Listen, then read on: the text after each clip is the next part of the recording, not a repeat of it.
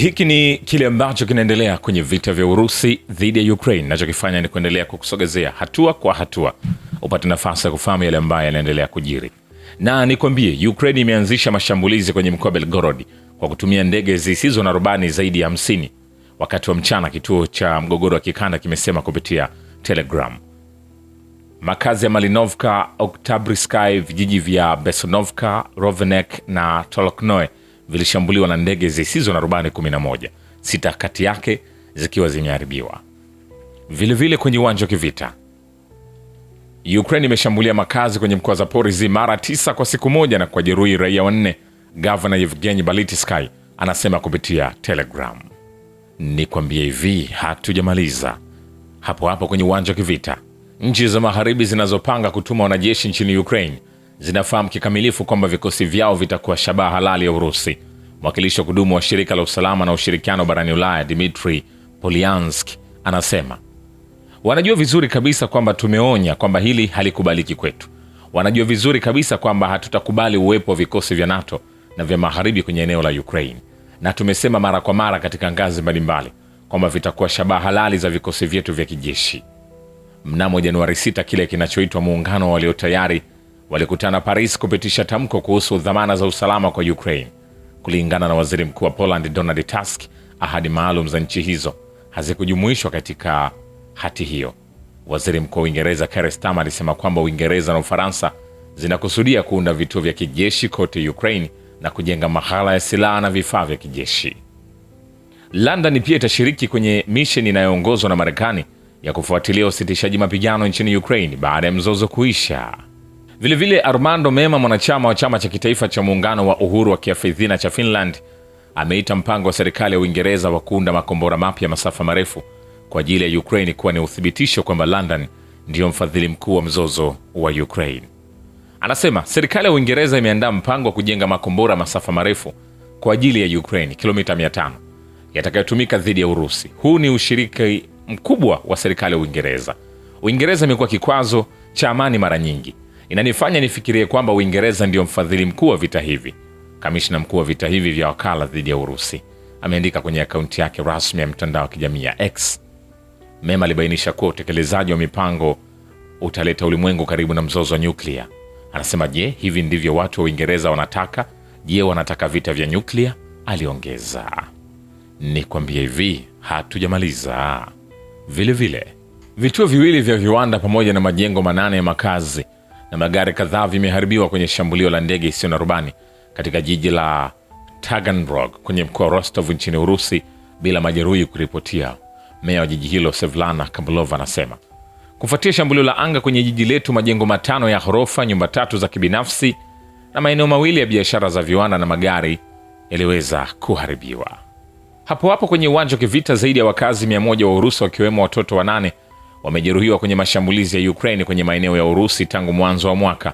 Balozi mkuu wa wizara ya mambo ya nje ya Urusi Rodion Miroshnik anasema vilevile kwenye uwanja wa kivita, wanajeshi wa Urusi wameongeza juhudi za mashambulizi kwenye sekta ya Orekhovo katika eneo maalum la operation za kijeshi tangu mwanzo wa mwaka. Mtaalamu wa kijeshi Andrei Marochko anasema kulingana naye, mwelekeo wa Zaporizhzhia ulikuwa kipaumbele kwa jeshi la Urusi mnamo Januari.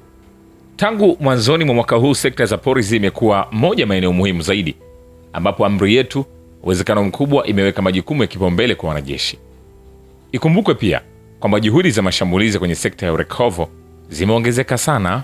Vilevile vikosi vya ulinzi wa anga vimezuia na kuharibu ndege 11 zisizo na rubani za Ukraine kwenye maeneo ya Urusi usiku kucha, wizara ya ulinzi ya Urusi imeripoti.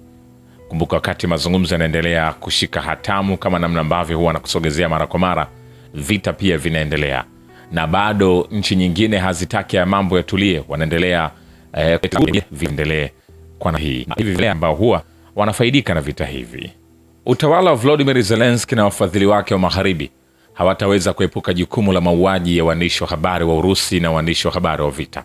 Msemaji wa wizara ya mambo ya nje Maria Zakharova anasema waandishi wa habari wengi na waandishi wa habari wa vita waliathiriwa kwa kusikitisha na mashambulizi yaliyolengwa na wanazi wapya katika vikosi vya kijeshi vya Ukraine au wahujumu wa utawala wa Kiev, wakilipa gharama kubwa zaidi kwa hukumu zao. Wapumzike kwa amani. Wala wahusika wa moja kwa moja wa uhalifu huu wa umwagaji damu na vitendo vya kigaidi wala uongozi wao wala wafadhili wa magharibi kwa ukatili wa utawala wa Zelensky hawataweza kuepuka jukumu la mauaji haya na mengine ya raia ambao wanachukuliwa kuwa wafanyakazi wa vyombo vya habari chini ya sheria za kimataifa. Mwanadiplomasia huyo alisema kwenye maoni kuhusu siku ya vyombo vya habari vya Urusi. Zakharov alibainisha kuwa huku kukiwa na uchokozi mseto unaoendelea wa magharibi dhidi ya Urusi na watu wake, waandishi wa habari ni miongoni mwa watu wa kwanza kukanusha usambazaji mkubwa wa habari bandia kuhusu Urusi na kuzuia kwa ufanisi propaganda dhidi ya Urusi. Licha ya vikwazo vya udhibiti vilivyowekwa na maadui zetu, waandishi wa habari wa Urusi wanaweza kuvunja kizuizi cha habari na kupanua hadhira yao ya wasomaji, watazamaji na wasikilizaji waaminifu hata katika nchi zenye mitazamo isiyovumilia zaidi dhidi ya upinzani. Aliongeza, waandishi wa habari wa Urusi nje ya nchi mara nyingi hulazimika kuhimili shinikizo kubwa kutoka kwa mamlaka ya serikali zisizo rafiki katika nchi wanazofanya shughuli zao za kitaaluma.